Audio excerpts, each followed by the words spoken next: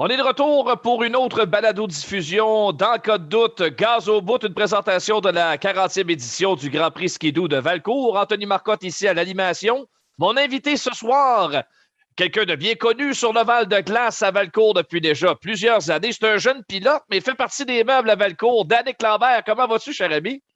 Ça va super bien, toi, Anthony? Oui, là, tu dois piaffer d'impatience. On se parle, on est tout juste à la fin du mois de novembre. Ça veut dire qu'il reste 2 mois et demi. Là. Ça, on revient pour vrai. Là. C'est le grand retour sur l'Oval à Valcourt. Ouais, écoute, surtout avec un an arrêté à cause du COVID, c'est vraiment inhabituel pour nous de manquer un an à Valcourt parce qu'on est là depuis, je dirais, au moins 10 ans à Valcourt sans jamais le manquer. Fait que c'est sûr, ça rajoute un peu à l'excitation, ça rajoute un petit côté de stress parce que ça fait longtemps qu'on n'a pas été sur la piste, mais avec les courses qui commencent dans maintenant 2 semaines là, du côté du Manitoba, je pense que ça nous rappelle que Valcourt s'en vient très vite. Oui. Et aussi le temps froid. Veut pas, on commence à se rendre compte que l'hiver approche, c'est le cas de le dire. Et pour vous, c'est comme Noël, en fait. Là. C'est le retour sur des circuits. Il y a certainement une fébrilité dans l'air, ça, c'est sûr. C'est pas la vie normale encore, mais on s'en approche peut-être un petit peu plus. Ah ouais, comme tu dis, là, le froid, là, moi, quand j'arrive le matin au garage, puis il y a une petite couche de glace dans le cours, je me dis, ah, ça veut dire que les pistes gèlent en même temps aussi, si ça gèle. Oui. Fait que ça rappelle que ça s'en vient. Écoute, tu dis c'est comme Noël. Je pense que pour moi, l'arrivée des courses, c'est une excitation plus grande que Noël même parce que justement, on se prépare tellement longtemps pour ça que quand ça arrive, là, on se tient plus debout pour on a juste hâte d'embarquer sur la piste. Tu parles de cette nervosité liée avec votre absence des circuits l'an dernier. Jusqu'à quel point ça t'embête de dire est-ce que j'ai perdu un petit peu la main ou de dire non, c'est comme faire du basic à pédale, ça revient quand même assez vite. Je te dirais, mon coach, mon père, mon entourage me dit que c'est comme du vélo, mais moi-même, je me mets une pression. Puis j'ai comme l'impression que ça va être un peu difficile, surtout que les Américains, eux, ils ont coursé l'année dernière. Ouais, ouais. De leur côté. Donc, les autres, ils n'ont vraiment pas eu de break, tandis que moi, j'ai été un an off déjà que je course moins que les Américains, de reculer encore un an. Je me mets une petite pression avec ça, mais je pense que, comme tu dis, là, le côté vélo va revenir après le premier week-end. Là, une fois le premier week-end fait, ça va revenir comme avant, je pense. As-tu réussi quand même, malgré toutes les contraintes, à garder la main? Vrai que les opportunités d'embarquer sur la motoneige dans le type de compétition dans lequel tu performes, c'est pratiquement impossible. Là. Je veux dire, des anneaux de glace, il n'y en a pas tous les coins de rue. Là. Mais comment tu as réussi à garder la forme quand même depuis 2 ans maintenant? Je te dirais, au début, on avait l'intention de quand même préparer la motoneige, autant la mienne avec mon père que celle avec Paul Whittle. Puis on va sûrement discuter tantôt, qui est l'équipe pour qui je course. On avait l'idée de la préparer pour aller pratiquer, puis juste garder la main, comme tu dis, n'en Ouais.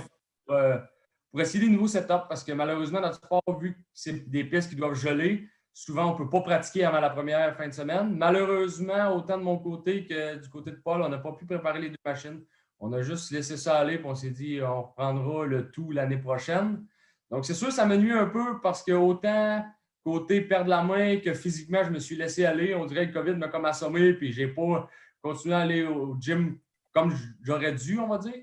Donc, en ce moment, ça fait juste en sorte que je bûche 2 fois plus fort, puis que c'est vraiment plus intense. Je pense que je suis venu à un point physique 2 fois mieux que je l'étais il y a 2 ans. Mais c'est sûr que pas avoir arrêté pendant le COVID, ça l'aurait vraiment aidé physiquement. Parce que là, maintenant, il faut que je travaille 2 fois plus fort à cause de ce que j'ai fait pendant le COVID. Il y avait toutes sortes de contraintes pour nous, Canadiens, pas mal plus du moins que ce qu'on a retrouvé aux États-Unis. Tu l'as dit, le circuit américain n'aurait jamais arrêté. Je veux dire, ils ont eu de la compétition l'an dernier toute la saison. Certains athlètes d'ici ont pu traverser de l'autre côté. Dans ton cas, est-ce que tu as eu des opportunités justement d'aller faire un tour de l'autre côté? L'an dernier, non, parce que mon équipe, oui, est à Toronto, mais Toronto reste au Canada. Puis j'ai pas été approché par d'autres équipes américaines, donc j'ai pas pu traverser parce que de toute façon, même y avoir été en avion, ça aurait été juste en spectateur parce que la machine n'aurait pas pu se rendre. Cette année, j'ai été approché par une équipe américaine, mais malheureusement, j'ai refusé l'offre puisque j'ai déjà une très bonne équipe avec qui je suis 100% bien présentement avec Paul Whittle. Donc, l'année passée, j'ai pas eu aucune opportunité, mais tu sais, c'était plate, c'était dur au début, mais en même temps, je l'ai pris comme un break. Ça va faire 20 ans cette année, ça va être ma 20e saison de course. Puis, tu sais, c'est tellement intense, ça m'a permis de passer plus de temps avec mes amis, ma famille, ma copine, tu sais, de me Ouais. revenir à une vie plus normale, si on veut. Donc, c'est quand même une bonne chose, je pense, que ça allait arriver si on veut essayer de trouver le positif dans tout ça.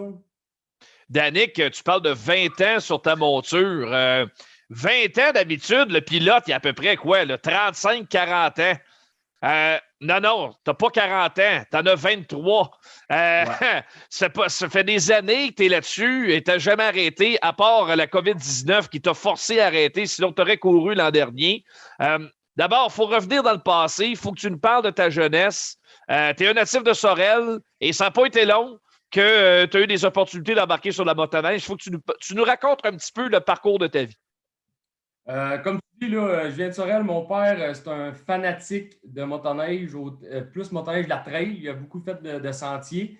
Mais avant ça, mon grand-père vendait des motoneiges ski roule, qui est une marque qui n'existe plus. Ouais. Depuis ce temps-là, la famille est dans les motoneiges. Mon père, il a eu sa première motoneige, il était tout jeune. Il regardait les courses parce que Gilles Villeneuve et Jacques Villeneuve ont coursé ski roule, qui était la marque que ma famille vendait. Donc, c'est sûr que ça gravite autour de ma famille depuis toujours. Mon père n'a jamais pu faire de compétition, mais il a décidé de m'en faire à 3 ans. Il m'a acheté une motoneige. En fait, je l'ai eu à 1 an. Je l'ai conduit à 2 ans avec mon père, puis à 3 ans, j'étais autonome. Comment tu peux Attends un peu. Wow. Comment tu peux conduire une motoneige à 2 ans? Ben là. Il me semble que ça ne marche pas, ça. Mon père est assis en arrière de moi sur le gaz. On était 2 ensemble dans ma cour. J'ai quand même un grand terrain.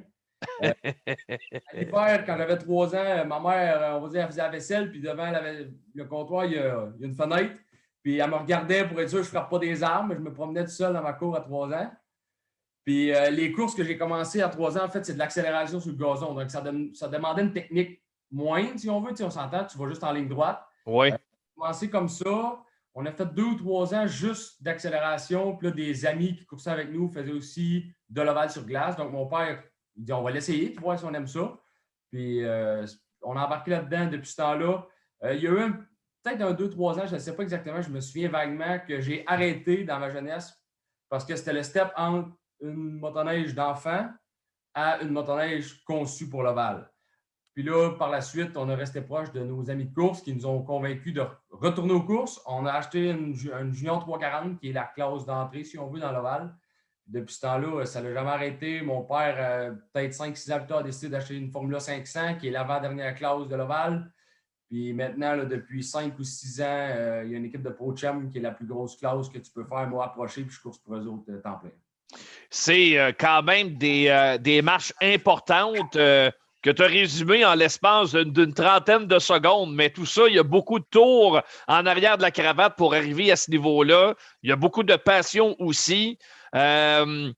C'est quand même, il faut saisir les opportunités quand elles se présentent, mais ça prend des gens qui t'appuient là-dedans aussi. Là. Tu ne peux pas arriver aux courses comme ça, Danick Lambert, tout seul avec ta monture, des gens qui t'appuient depuis longtemps, parce que si tu n'as pas le support de tes parents, de tes proches, c'est bien dur d'avancer dans tout ça.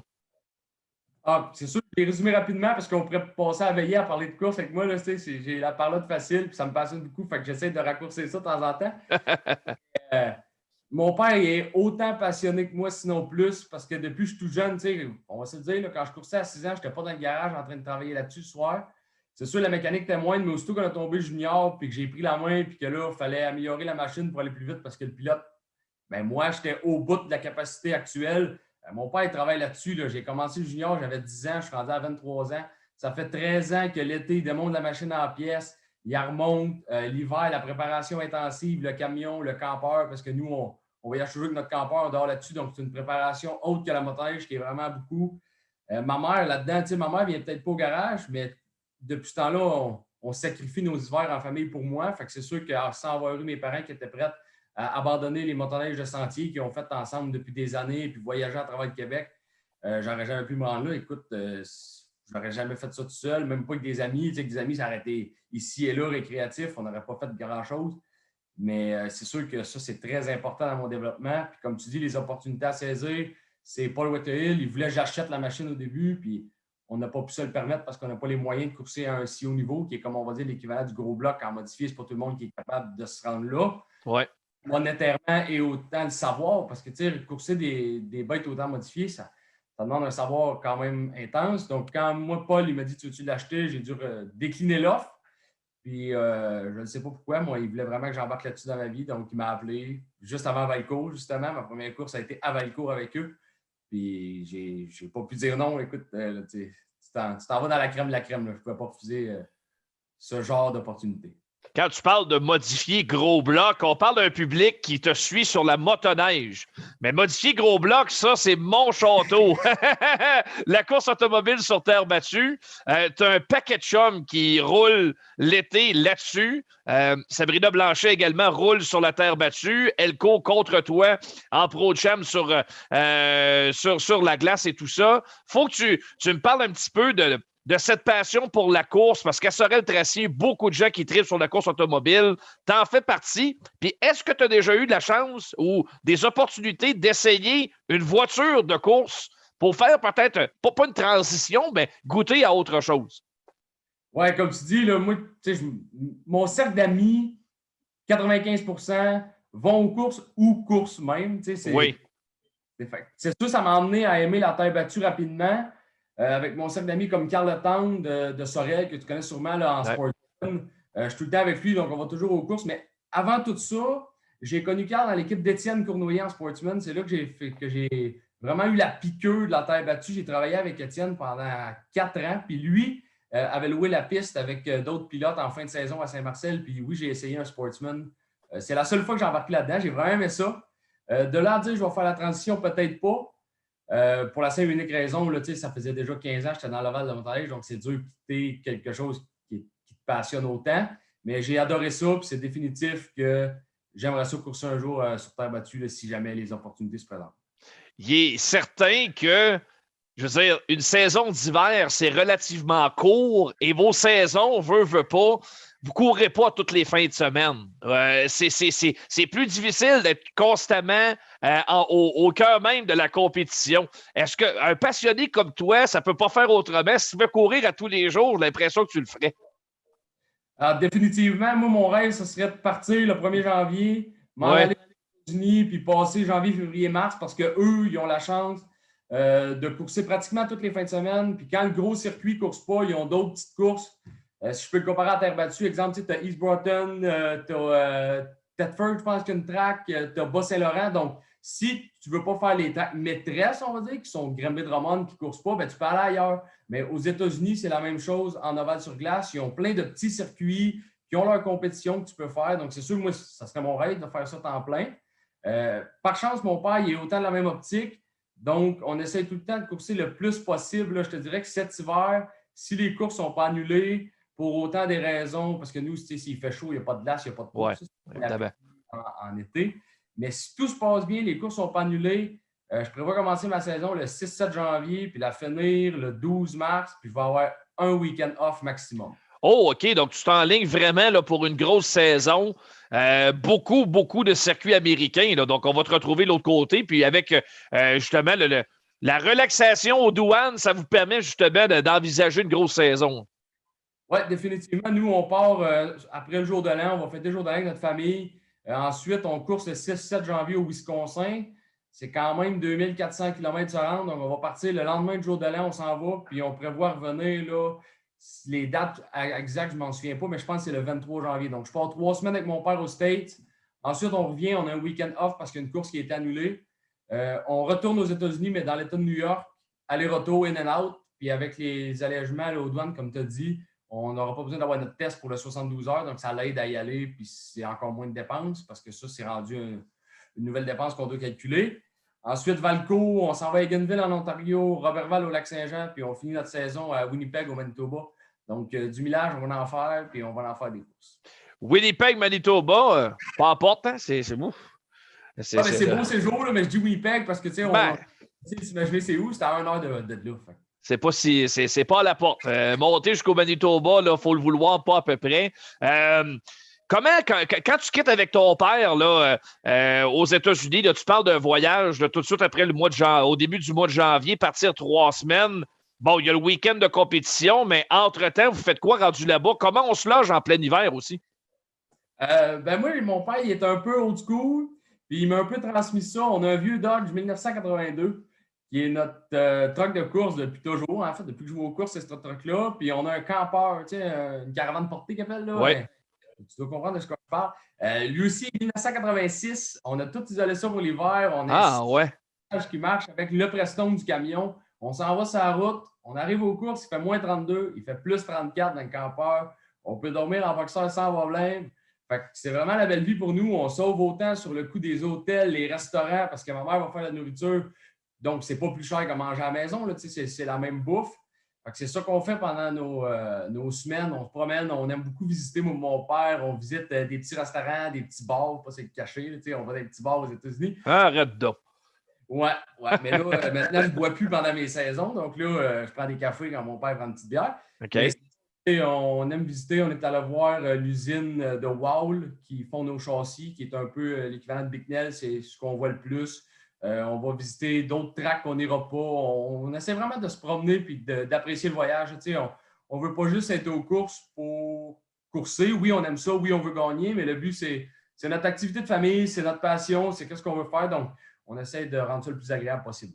Danick, quand tu cours pour quelqu'un d'autre, un propriétaire de motoneige, est-ce que ça te rajoute de la pression supplémentaire de performer? Définitivement, parce que de un, le propriétaire, c'est dans une classe plus haute, une classe plus difficile, le calibre est plus haut. Puis je suis quand même nouveau dans cette catégorie-là versus le Formula 500 qui est avec mon père. J'ai une équipe qui met zéro pression. C'est sûr, ils veulent qu'on gagne, mais c'est des perles. Mon équipe, là, c'est du monde, ça fait 40 ans qu'ils vont aux courses. Donc, eux autres, à la course, ça ne les stresse plus vraiment. Puis peu importe si je finis dernier, premier, s'ils savent que j'ai donné mon 110 s'il arrive quelque chose, ils sont écoutants. Donc, eux, ils ne me mettent pas de pression. Mais le problème, c'est moi. Moi, je m'en mets beaucoup de la pression. Je veux performer. Donc, c'est là que le stress embarque un petit peu. Puis j'essaie de travailler là-dessus beaucoup avec mon coach.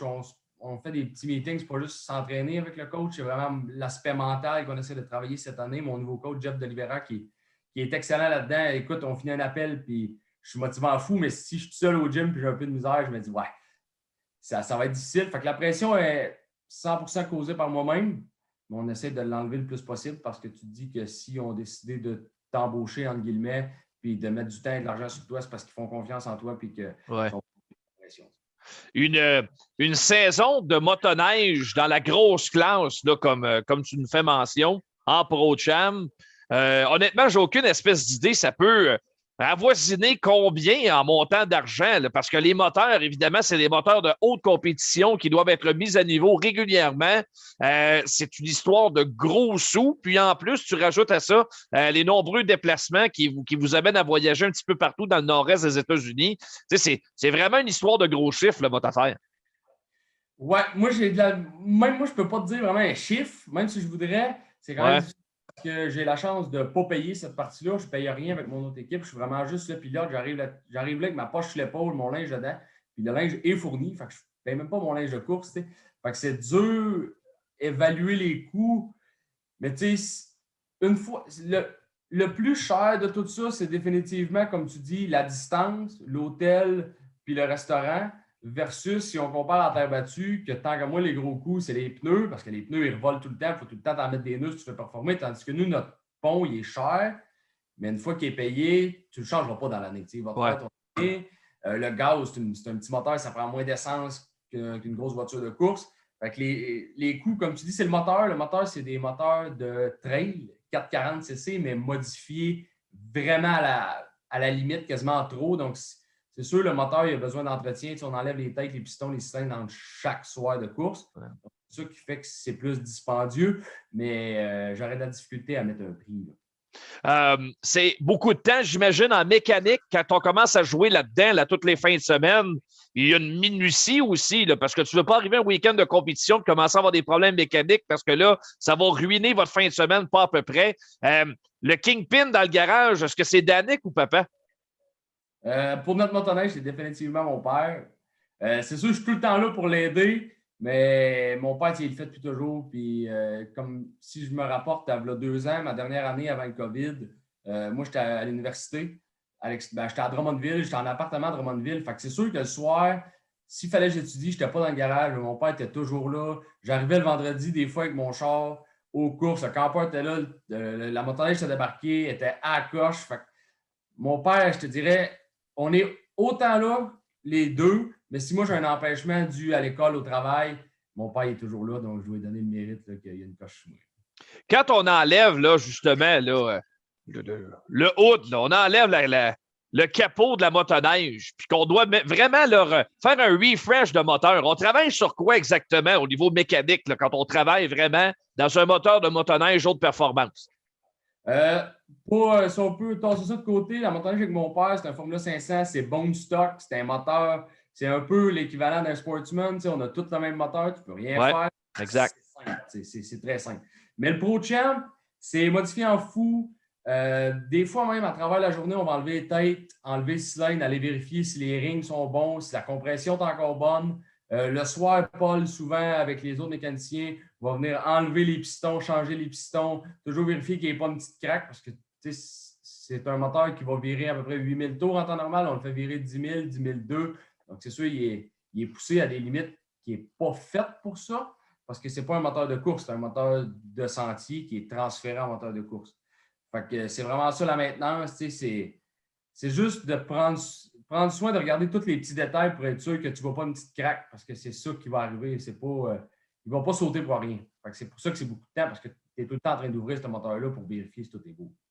Quand tu te retrouves, Danick, en fin de semaine de compétition, il y a Valcourt qui est probablement, qui est la mecque de la motoneige, on s'entend là-dessus, mais il y a différents circuits sur lesquels vous roulez au fil d'une saison. Il y a différentes surfaces également, qualité de glace qui est pas souvent, pas tout le temps du ressort des organisateurs. C'est vraiment la météo qui fera foi de tout, de la condition des circuits. Qu'est-ce que tu préfères? Une glace beaucoup plus dure, une glace beaucoup plus molle? Mais évidemment, quand il y a des bas, ça doit être plus embêtant également quand on tourne les virages. Qu'est-ce que tu préfères vraiment comme pilote? Moi, je suis un gars qui adore courser sur des tracks trop molles que la normale. Parce que, tu sais, l'optimal, si on veut, c'est une track dure équivaut à une track collante. Tu sais, ça va traquer, tu vas le tenir au fond, puis ça va juste être soudé là. Mais une track molle qui va virer comme un peu en slotch, si on veut, parce qu'il fait vraiment trop chaud, ça demande plus de. Comment définir ça? C'est plus de dérapage contrôlé. Si on veut, tu sais, ta machine, au lieu de virer soudée comme un char d'asphalte, va se mettre à virer beaucoup plus comme un char de terre dans le savon. C'est plus de contrôle de pédale à gaz. C'est plus tactique. Puis moi, j'ai toujours aimé ça. J'ai toujours été bon. C'est peut-être un hasard, mais j'ai toujours eu des très bons résultats sur des tracks molles. Donc, je dois dire que c'est ça que j'aime le plus. Tes chums de course sur terre battue, trouves-tu fêlé un peu d'embarquer sur une motoneige à des vitesses folles comme ça? Ouais, puis des fois, je ne les comprends pas. Le meilleur exemple, c'est Jordan Poirier. Il me trouve fêlé d'embarquer à 100 000 à l'heure sur de la glace. Mais lui, il va rouler 7 000 à l'heure à Granby. Il va débarquer, il va me dire belle track, puis se tuer. Puis après ça, c'est moi le fou. Moi, je trouve Jordan fou. Puis lui, il dit que je suis un peu fou quand il vient parce qu'il est un peu découragé de ce qu'on fait. Je pense que c'est plus l'habitude. Un gars de snowcross va dire qu'un gars d'ovale va tellement vite. Puis c'est des affaires pour se casser la gueule. Puis moi, quand je vois les gars de snowcross se lever 20 pieds dans les airs, je me dis, mais quelle idée de fou. Moi, quand je lève 20 pieds dans les airs, c'est jamais bon signe. Non, ça, c'est sûr. C'est une question d'habitude. Eux autres, ils trouvent que c'est un sport dangereux, c'est un sport de fou. Puis moi, je trouve que courser en sprint car, c'est un peu déplacé mentalement. Fait que, À chacun ses lumières, à chacun ses lunettes, à chacun ses moyens de voir les choses. Mais moi, te le dire, là, tu fais un sport dangereux. Si tu ne savais pas encore, là, moi, te le dire tout de suite, tu fais un sport dangereux. Est-ce que tu as goûté à la dangerosité de ton sport? Dans l'optique où, à un moment donné, quand tu débarques de ta monture à 100 000 à l'heure, en arrivant dans le coin, ça ne doit pas être vraiment, vraiment le fun. Est-ce que tu as défié les limites de la nature un peu? Je les ai déviés, peut-être 6-7 fois, ce qui est quand même pas beaucoup comparé à d'autres personnes. Puis j'ai été extrêmement chanceux. Je ne me suis jamais rien cassé. Je n'ai jamais eu de commotion cérébrale, du moins diagnostiquée, ou des symptômes de commotion. J'ai peut-être eu de cas de mini, mais je ne m'en ai même pas rendu compte. Donc, j'ai vraiment été chanceux là, versus l'ampleur des accidents. Surtout avec Coach, j'ai eu 2 très gros accidents dans ma carrière, autant en Formule 500 qu'en Champ. Puis je suis sorti de là, écoute, je suis arrivé au trailer, la machine, les mécanos ont tout réparé ça, puis 15 minutes après, si je voulais, je rembarquais. Donc oui, j'ai goûté à ça, c'est plus de peur que de mal. J'ai vraiment été chanceux si je me compare à d'autres pilotes là, comme Nick Lagoy qui est passé à votre podcast il y a peut-être un mois. Moi, j'étais sur la piste quand l'accident est arrivé, puis j'en parle, des frissons. C'est quelque chose qui te fait réaliser à quel point ton sport sais, là, je viens de dire que mon sport n'est pas si pire que ça, mais reste que quand des choses comme ça arrivent, tu réalises à quel point on met littéralement notre vie sur la ligne à chaque fois qu'on embarque sur la track. Tu ne sais jamais ce qui peut arriver. Donc, je me considère très chanceux malgré les accidents que j'ai. Tu parles de Nick Legoy. Moi, je me souviens l'année où j'avais animé à Valcourt, Gunnar Stevenson était absent en raison d'un accident majeur aussi sur le circuit. Quel genre de confrérie vous avez? Parce que c'est souvent les mêmes noms qui reviennent sur le tapis à chaque année. C'est la crème de la compétition. C'est des gars qui sont là-dessus depuis longtemps. Et des filles également, comme Sabrina Blanchet. Ouais, écoute, nous, la confrérie, là, à part, tu vas toujours avoir un ou deux gars qui sont en rivalité, qui veulent se battre et qui ne s'aiment pas trop pour des conflits. Tu sais, je nommerai pas de nom, mais j'en ai deux en tête particulièrement que je le sais qu'ils ne s'aiment pas. Mais reste que c'est beaucoup plus dur de se détester dans un sport comme moi versus un sport comme la terre battue que les contacts sont tolérés. Tu sais, ça va être fréquent de remonter, les gars vont arriver dans un, ça va s'accoter dans l'autre parce que c'est un sport de même. Mais nous, si j'arrive dans le coin et je t'accote patin à patin, bien, on a une chance sur deux qu'un des deux, on finisse d'un balle de foin, Ouais. cassé en morceaux.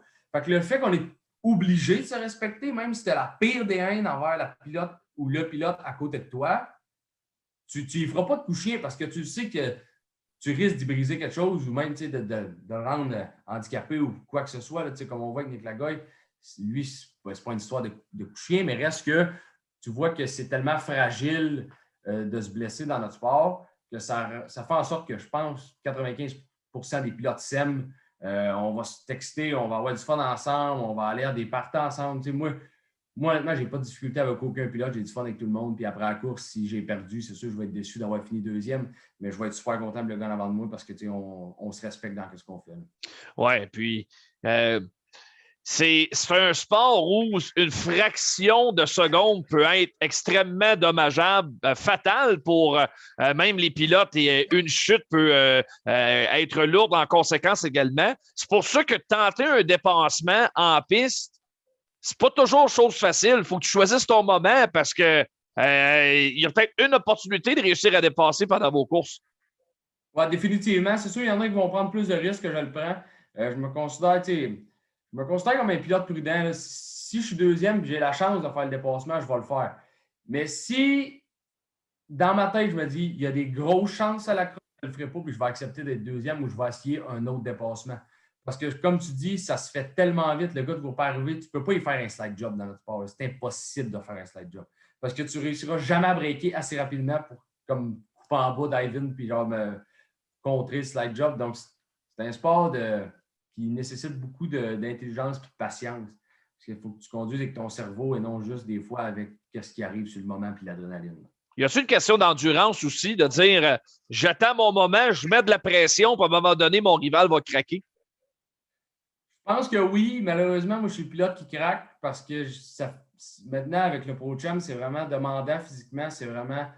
C'est beaucoup plus dur que qu'est-ce que tu peux t'imaginer ou que n'importe quel fan à Valco s'imagine. Tu as bien beau dire, ah ouais, ça doit être difficile, virer à gauche, mais il faut s'entraîner à l'année pour ça. Il faut être des athlètes incroyables. Puis je ne suis pas encore au niveau des gars qui sont au sommet de notre classe, comme Stephenson, Stern, Olsen ou tous les gros noms des États-Unis que tu peux nommer. J'essaie, je fais mon gros possible cette année avec mon nouveau coach. Je fais tout ce que je peux pour être autant en forme que ces gars-là. Mais comme tu dis, si tu sais que le pilote en avant de toi, il n'a pas mis les efforts qu'il fallait dans la saison morte, bien, tu peux te permettre, si tu sais que tu as la machine pour, d'attendre un peu. Là, tu vois qu'il se fatigue, puis c'est là que tu tentes le grand coup au large ou inside. Oui. En tout cas, c'est fascinant. Vous avez vraiment un sport de casse-cou, mais tellement impressionnant de voir ça aller à Valcourt. La vitesse que vous êtes en mesure de prendre, c'est extrêmement impressionnant. Puis c'est pas pour rien que les Pro-Cham, c'est la classe maître à chaque année du côté de Valcourt. C'est ce que les gens préfèrent, c'est ce que les gens payent pour venir voir. Et ça va être encore le cas cet hiver au Grand Prix de Valcourt. Puis Danick, tu vas en faire partie. Bien hâte de te revoir d'ici là. Bonne chance dans tes aventures aux États-Unis. Puis tu as une couple de semaines là, en préparation avant de te présenter à Valcourt. Merci beaucoup, Anthony. J'ai vraiment hâte d'être à Valcourt. Valcourt, c'est notre événement de l'année la plus. Qu'on envisage le plus, on a hâte d'y aller. C'est la seule course que j'ai de proche. Le reste, ça va tellement loin que je ne suis pas capable d'avoir des fans. Du moins, ouais. J'ai quelques chums. Mes chums les plus proches, ils vont se réunir, ils vont venir, ils vont dormir dans mon trailer aux courses, mais ils vont le faire une fois ou deux. Tandis que Valcourt, je vais arriver dans l'estrade, il va y avoir 45, 50 de ma famille, de mes amis, ils louent tous des chalets. Donc, j'ai hâte, vraiment, c'est le fun de courir contre des gens que tu connais pour leur montrer que de quoi tu es capable directement. Là, tu veux leur prouver que tu ne fais pas ça pour rien et que c'est impressionnant ce que tu fais. Donc, c'est sûr qu'on a hâte d'être à Valcourt. On va se préparer du mieux qu'on peut. Le temps des fêtes arrive. C'est un temps difficile parce que là, tu arrives d'un party de Noël, tu genre, man, faut pas que je boive de bière, parce que présentement, je ne bois plus d'alcool zéro. Donc, sûr, dans le temps des fêtes, on ne va pas fou, on essaie d'en prendre une ou deux pour avoir quand même du plaisir. Mais c'est un temps qui est difficile, c'est autant sur la nourriture, sur la boisson, sur le temps de sommeil. Mais on va faire notre possible cette année pour s'entraîner autant intensément qu'à.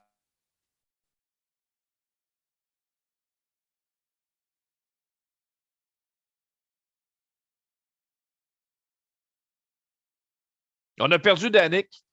Danick est gelé. Mais heureusement, on terminait l'émission. Ah, il est de retour. Ah, parfait. Ça a coupé l'espace de 15 secondes.